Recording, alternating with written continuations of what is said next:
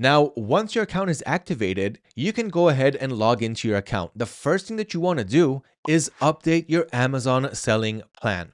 Now here, there are two types of selling plans. You either have an individual plan or a professional selling plan. The difference between them is how much you're paying every month and how much you're paying for transaction fees, as well as what shipping options you have for the products that you are selling.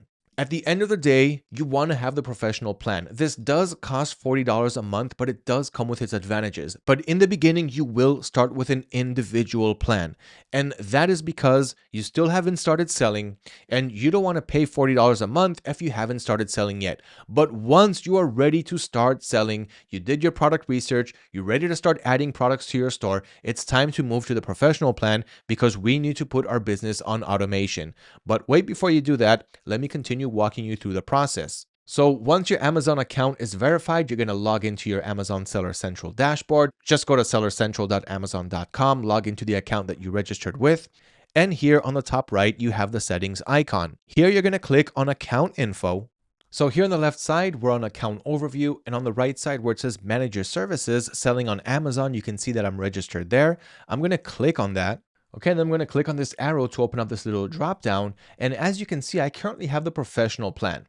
Now, again, this costs $39.99 a month, and this is great for automation, scaling, and having more flexibility in the shipping options that we show our buyers, which is great. It's a must. But before you start selling, Amazon may put the professional plan automatically for you when you registered for an account.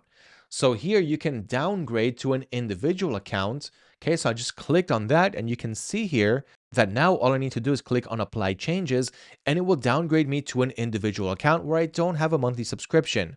Now, the thing is, with a professional account, you will have the ability to have an API connection, which means connecting with automation. In other words, connecting with AutoDS, which I've been using for over 9 years now in my dropshipping business. And it's the only way for you to really be able to scale and put this business on automation.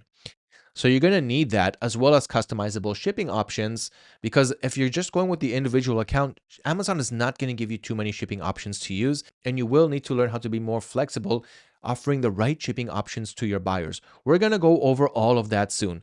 But right now, if you're not planning on starting selling anytime soon, downgrade to an individual plan where there is no monthly subscription, but you will have to pay an extra 99 cents as an additional transaction fee, along with the rest of the selling fees, which I will go over soon when we get to the fees section of this video. So right now you have two choices. Professional plan, which you will need to do sooner or later, but you can start with the individual plan for now until we start to connect with automation and everything else. Then you will have to move to a professional plan, but let's make sure we get set up correctly first to make sure that those sales are going to start coming in before we need to pay anyone anything. Okay, so that's the option and the differences between the individual and the professional plan.